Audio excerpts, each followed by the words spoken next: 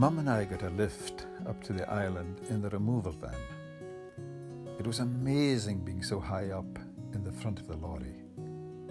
We only had a small car, and I always sat in the back looking out at the traffic or playing some kind of game to pass the time. Green car, blue car was one of my favourites, and the other one was counting the numbers on the buses that passed and adding all the numbers up to see if I could reach 1,000 before we arrived at our destination. I never did, unless we drove out into the country and met a 916 or a couple of 502s. But high up in the removal lorry, I could see everything. The cars down below were like toys, and as soon as we left the city, I could see for miles and miles across the fields and over the lochs and up into the sky where jet clouds crossed and passed each other. I sat between the driver and Mum so that I could watch him control the gears on the big driving wheel and the row of lights. He showed me how they changed from white to blue to orange at the flick of a switch.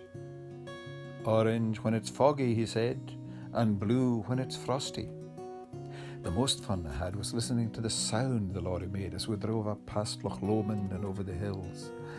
It had 8 big wheels, and every time they hit a hole or a bump in the road, it made us all bounce up and down. Same as the time Dad had taken me to the fair, and we sat together on the horse that went round and round the carousel.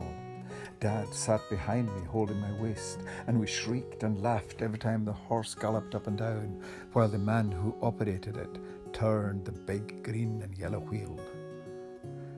"This lorry has 6 gears," the driver said, "and they're all animals." We were stopped at the lights. "See," he said, "when the lights turn green, I'll put it into first gear, and that's a bear. Here, deep and growly."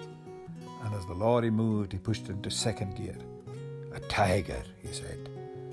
Then third. "Sounds like a lion," I said. Fourth was a leopard, and fifth a panther. We leapt along the road, rivers tumbling on one side and the hills getting higher and higher as we climbed up into the highlands.